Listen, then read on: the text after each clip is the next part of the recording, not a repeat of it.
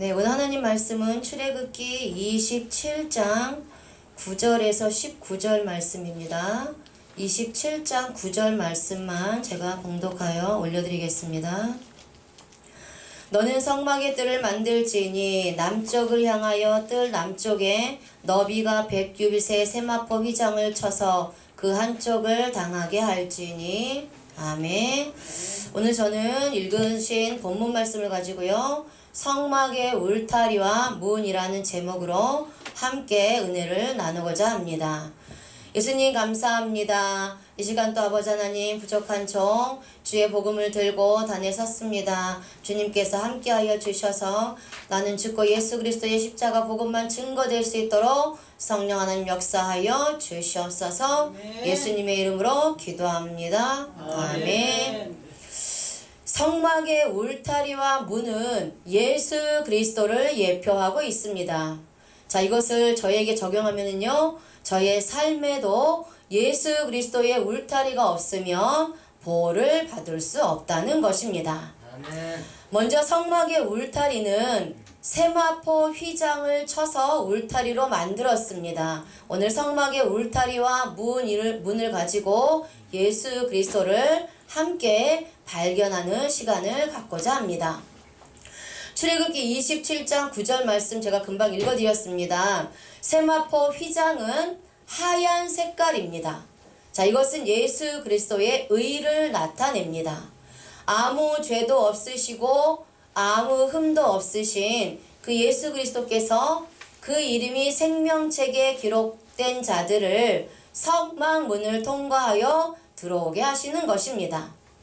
휘장을 울타리에 치기 위해서는 놋기둥을 세워야 합니다. 놋기둥이 없으면 절대 휘장을 세울 수가 없습니다.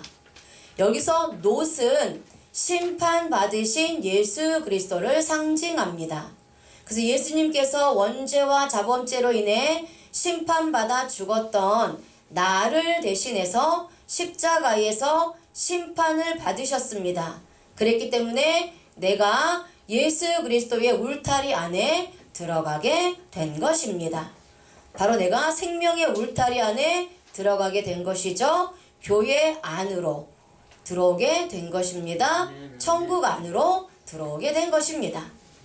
출애굽기 27장 10절 말씀에 그 기둥이 수물이며 그 받침 수물은 놋으로 하고 그 기둥의 갈고리와 가름대는 은으로 할지며 라고 말씀하셨습니다. 자, 여기에 놋기둥이 나오고요, 그리고 갈고리와 가름대가 나옵니다. 그리고 은이 나옵니다. 자, 성막의 울타리를 세우기 위해서는요, 놋기둥을 세웠는데요, 60개의 기둥이 필요하다라고 말씀하시죠. 자, 여기서 기둥은 히브리어로 암무드입니다. 변하지 아니하다, 보존하다, 택하다, 붙들리다 라는 뜻입니다. 자, 세마포 휘장이 세워지는 이 울타리의 기둥은요, 절대 변하지 않는 진리가 되시는 예수 그리스도를 상징하고 있습니다. 이 울타리의 기둥은 바로 하나님의 택한 백성들이 예수님을 통해서 구원을 받고 또 말씀으로 붙들려서 영원히 보존되는 것을 말씀하고 있습니다. 성막에서요, 이 울타리의 기둥이 무너지면요, 성막 자체가 무너집니다. 존재할 수 없다는 거죠. 그래서 광야의 거센 비바람에 40년 동안 버틸 수 있던 것도 이 단단한 기둥 덕분입니다. 자, 이것은 구원받은 내가 탈락되지 않는 것은 바로 울타리의 기둥이 되시는 예수 그리스도와 연결되어 있기 때문입니다. 자, 이 기둥을 만들었고요. 그 다음에 갈고리와 가름대를 만들었는데요, 은으로 만들라고 했습니다. 왜 은으로 만들라고 하셨을까요?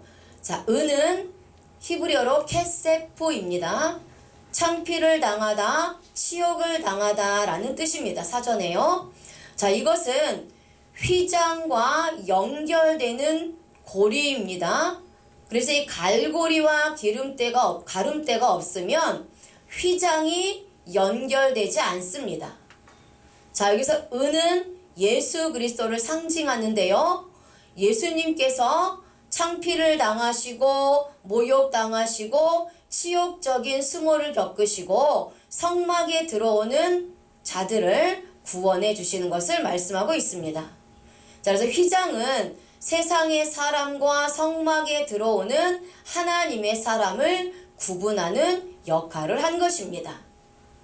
구약시대의 성막은 이스라엘 백성들만 들어왔죠. 이방 민족이 들어올 수 없었습니다. 이렇듯 지금 이 시대의 교회는 하나님의 택한 백성들이 들어오죠. 택함받지 못한 백성들은 들어오지 못한다는 것입니다. 천국도 마찬가지입니다. 하나님 택함받아서 하나님 자녀된 자들이 들어오죠. 자녀되지 못한 자들은 들어오지 못한다는 것입니다. 자, 이것을 한 역할이 바로 휘장이라는 것이죠.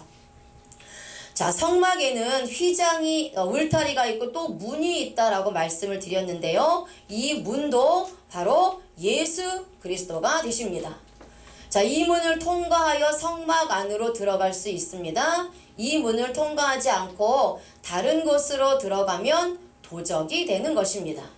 요한복음 10장 1절 말씀에 내가 진실로 진실로 너희에게 이르노니 문을 통하여 양의 우리에 들어가지 아니하고 다른 데로 넘어가는 자는 절도며 강도요 라고 말씀하고 있습니다. 자, 이 말씀은요, 예수님께서 누구를 향하여 하신 말씀입니까? 바리새인과 같은 종교 지도자들, 율법주의자들을 향해서 하신 말씀입니다. 자, 예수님께서는 자신이 양의 문이라고 하셨습니다. 예수님을 통하지 않고 양의 우리에 들어가는 자는 절도며 강도라고 말씀하고 있는 것입니다. 자, 성막에서 문을 통과하지 않고 이런 사람들은요, 마치 세마포를 찢고 들어가는 그러한 자와 같은 자로 절도요, 강도라고 말씀하고 있습니다. 자, 이런 자들은요, 복음으로 구원받고 천국에 들어가지 않고 율법으로 구원을 얻어서 천국에 들어가려 하는 자들입니다. 그래서 이들은 예수님의 의로운 그 십자가의 행위를 거부하는 자죠. 예수님의 피를 믿지 않는 자들입니다. 그리고 자신의 행위를 주장하죠. 그래서 자신의 행위로, 자신의 공로로, 자신의 의로 구원에 이르려고 하는 자들이 바로 이러한 율법주의자들입니다. 자, 이런 자들은 영원한 불못으로 던지게 된다라고 말씀하고 계십니다. 야고보서 2장 10절 말씀에요. 누구든지 온 율법을 지키다가 그 하나를 범하면 모두 범한 자가 되나니 라고 말씀하셨습니다. 그러니까 율법을 다 지키는 사람은 없다는 것이죠. 그러니까 구약에서는요, 율법을 하나라도 어기면 죽었습니다.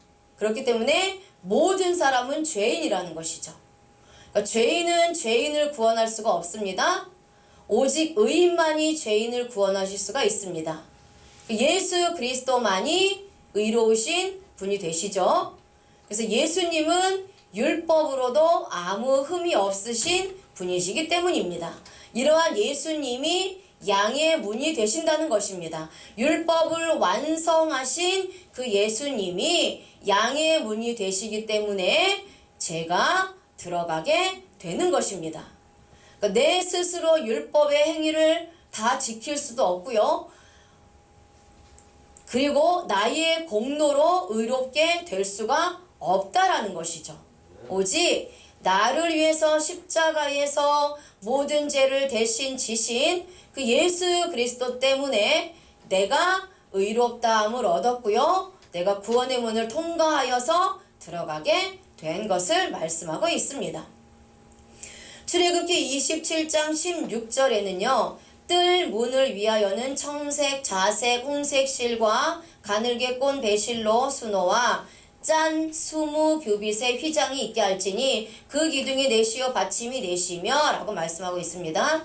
성막의 이제 문은요 4가지 색깔로 되어 있습니다. 청색, 자색, 홍색 실과 가늘게꼰 배실로 수놓아져 있습니다. 이 성막의 문은 예수 그리스도를 또한 상징하고 있습니다. 성막의 문을 만든 이 4가지 색깔의 실이 바로 예수님을 소개하고 있기 때문입니다. 자, 이것이 신약의 사복음서를 통해서 나타나고 있습니다. 자, 먼저는 청색입니다. 유대인들에게 청색은 하늘의 색입니다. 하늘을 상징하는 복음서가 요한복음이죠. 그래서 예수님은 하나님이라는 것을 강조하여 말하고 있습니다. 자, 두 번째는 자색실입니다. 자색실은 뿔 고동으로 염료를 채취해서 만들었던 옷입니다. 그러니까 염료가 너무 귀하고 비쌉니다. 그래서 당시에 이 자색 옷은 왕족과 귀족들만 입었습니다. 그래서 예수님은 만왕의 왕이 되시는 분으로 이 땅에 오셨다는 것을 상징하는 것으로서요, 이 책을 증거하는 책이 바로 마태복음입니다. 그 다음에 이제 홍색실입니다.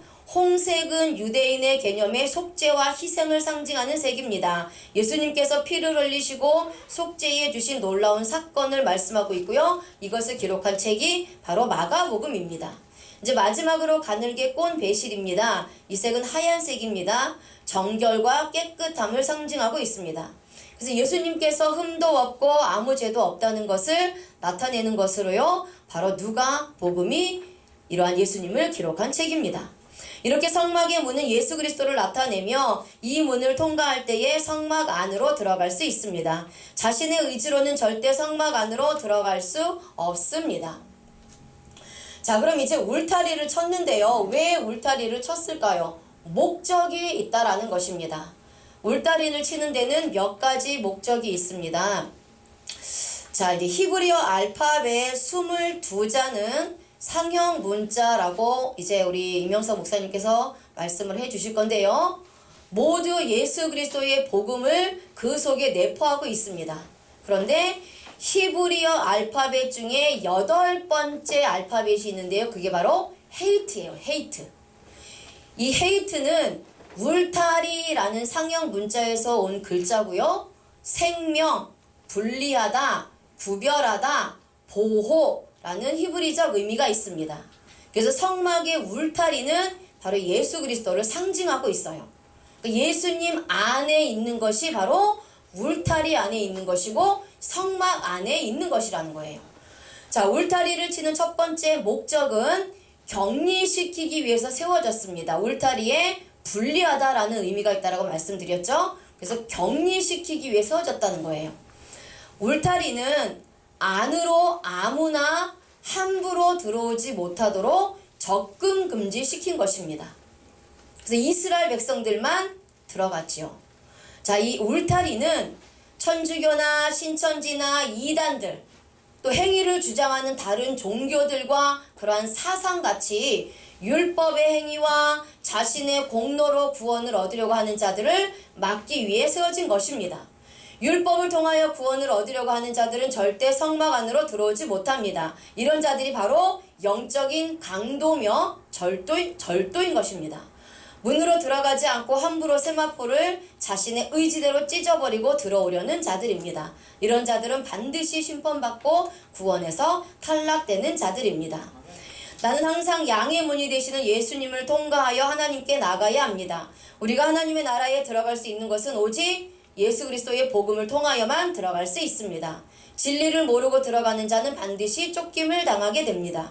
예수 그리스도의 의의 옷을 입지 않는 자는 반드시 하나님께 쫓김을 당하게 됩니다.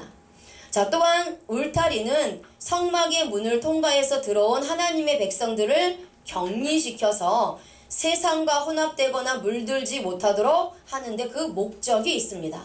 예수 그리스도의 울타리 안에 있는 성도들은요, 세상의 문화와 타협하면 안 된다는 것이죠. 다른 종교에도 구원이 있다는 이러한 혼합주의와 종교다원주의, 인본주의 사상을 믿고 따르면 안 된다는 것입니다. 두 번째 목적은 울타리에는요, 보호, 생명이라는 히브리적 의미가 있다라고 말씀드렸습니다. 그래서 울타리는요, 울타리 안에 있는 사람들을 보호하기 위해 만들었습니다.